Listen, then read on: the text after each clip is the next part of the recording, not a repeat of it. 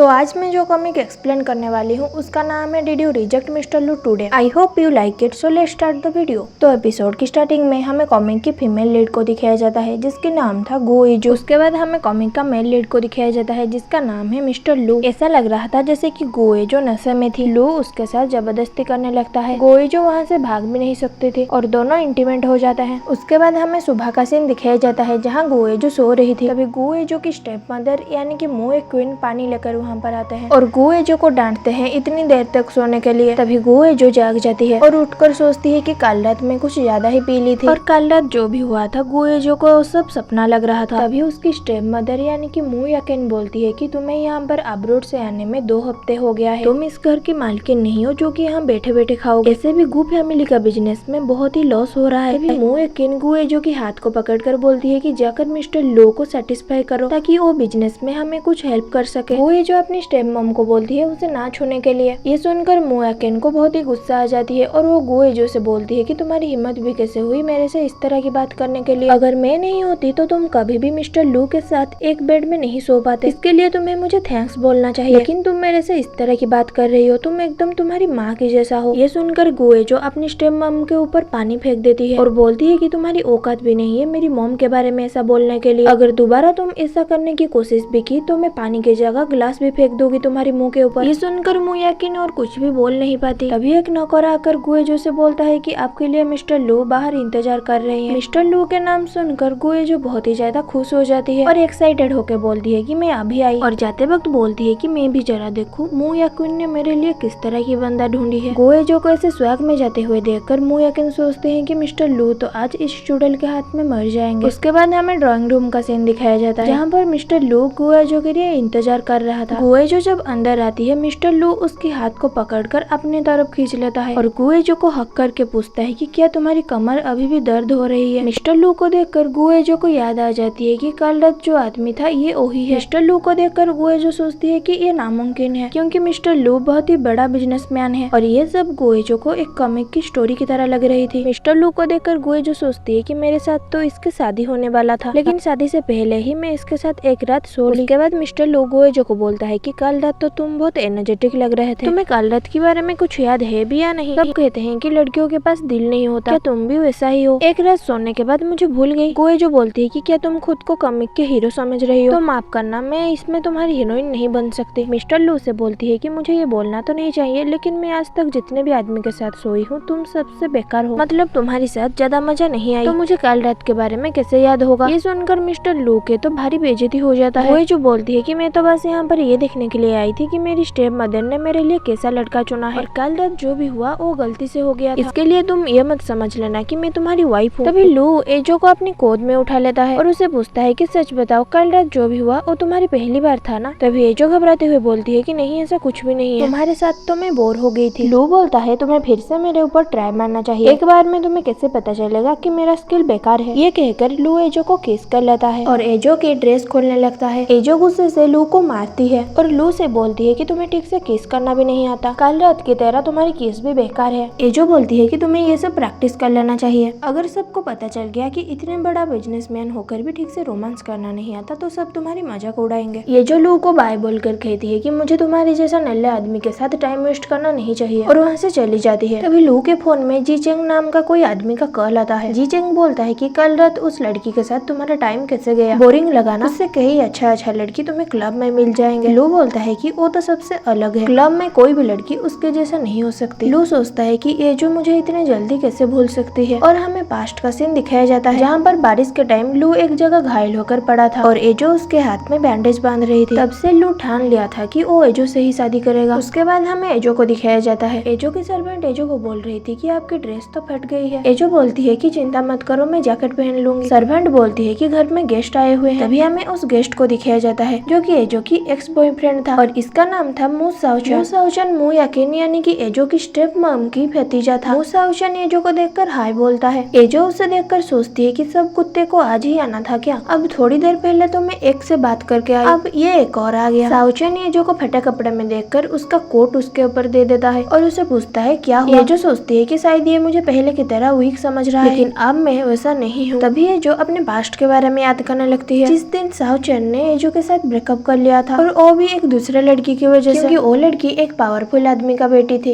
इसीलिए सावचान एजो से बोलता है कि अगर मैं इस लड़की के साथ रहूंगा तो मेरी कैरियर आगे बढ़ पाएगा। मतलब जब एजो के पापा के बिजनेस में लॉस होने लगा तो ये उसको छोड़ दिया और एक दूसरे अमीर लड़की के पीछे भागने लगा। दोस्तों देखो ये किस तरह की आदमी है। उसके बाद हमें प्रेजेंट का सीन दिखाया जाता है, जहाँ पर एजो सावचान के कोट उतार कर उसके ऊपर फेंक देती है और उसे बोलती है कि तुम्हारी गंदा कोट तुम्हारे पास ही रखो, और अपना जैकेट निकाल कर पहन लेती है। एजो सावचान से पूछती है कि तुम तो शादीशुदा हो तो मेरे साथ फ्लर्ट क्यों कर रही हो? क्या तुम चाहते हो कि मैं तुम्हें याद दिला दूं कि तुम मेरे साथ कैसा ब्रेकअप किए थे? सावचान कुछ बोलने से पहले वहाँ पर उसकी वाइफ आ जाती है और इस कैरेक्टर का नाम है जी जेनिंग। एजो को ऐसे कपड़े में देखकर जी जेनिंग पूछती है कि कल रात क्या तुम किसके साथ सोए थे? तुम कितने बेशरम हो। सावचान जेनिंग को बोलता है कि तुम क्या बोल रही हो? जेनिंग कहती है कि क्या मैं कुछ गलत बोल दी? एजो बोलती है कि तुम मुझे बेशरम बोल रही हो। क्या तुम्हें याद नहीं है कि कुछ साल पहले तुमने क्या की थी? किसी और के बॉयफ्रेंड के साथ सोने में क्या तुम्हें शर्म नहीं आती? ये सुनकर जेनिंग को गुस्सा आ जाती है और वो एजो को मारने के लिए आगे आती है और एजो से बोलती है कि हमें सब पता है तुम कैसे लड़कों को सेड्यूस करते हो। अगर तुम ये सब बोलना बंद नहीं किया तो मैं किसी को बुलाकर तुम्हें लॉक कर दूंगी, क्योंकि जेनिंग का पापा एक मेयर है। एजो जेनिंग को बोलती है कि क्या तुम्हें लॉ के बारे में जरा से भी नहीं पता? आर्टिकल 238 के अनुसार अगर तुम कोई भी इंसान को बिना गलती पे जेल पे डाला तो उल्टा तुम्हारे ऊपर केस हो जाएगा। जेनिंग बोलती है कि चुप करो, मैं यहाँ पर तुमसे लॉ सीखने के लिए नहीं आई हूँ। तुम्हारे फैमिली में अब फाइनेंशियल प्रॉब्लम चल रहा है। अगर तुम इतने टैलेंटेड हो तो मिस्टर लू को क्यों नहीं मना लेते, क्योंकि सारे बैंक्स की कंट्रोल मिस्टर लू के हाथ था। सावचान जेनिंग को चुप होने के लिए बोलता है। एजो सोचती है कि फिर से लू के साथ बात करना होगा। उसके बाद एजो लू से मिलने के लिए उसके घर चली जाती है। वहाँ लू के बॉडीगार्ड्स एजो से बोलते हैं कि मिस्टर लू अभी फ्री नहीं है, लेकिन एजो उनकी बात को नहीं सुनती और लू से मिलने के लिए अंदर चली जाती है और वहाँ लू को बिना साट के ही देख लेती है। लू एजो को बोलता है कि क्या तुम इतने एक्साइटेड हो मुझे देखने के लिए? एजो सोचती है कि इसका बेड पे स्किल जितना भी बेकार हो, लेकिन बॉडी तो धांसू है। उसके बाद हमें दिखाया जाता है लू स्विमिंग कर रहा था और एजो उसे इंतजार कर रही थी। एजो लू से बोलती है कि मैं यहाँ तुम्हें स्विमिंग करते हुए देखने के लिए नहीं आई हूँ। सारे बैंक गूग ऑपरेशन को लोन नहीं दे रहे हैं, क्या ये सब तुम कर रहे हो? लू बोलता है कि अगर मैं मना करूंगा क्या तुम मुझे विश्वास करोगे? एजो बोलती है कि मैं तुम्हारे ऊपर विश्वास क्यों करूं? लू बोलता है कि अगर तुम जानना चाहते हो कि ये सब क्यों हो रहा है तो मुझे ऊपर खींचो। ये कहकर वो अपना हाथ आगे बढ़ाता है और एजो लू की बात मानकर अपनी हाथ आगे बढ़ाती है, लेकिन लू एजो को खींचकर पानी के अंदर ले आता है। एजो लू से पूछती है कि ये क्या था? लू बोलता है कि मैं तो बस ये देखना चाहता था अगर एक हैंडसम मैन तुम्हारे पास आ जाए तो तुम कैसे रिएक्ट करोगे।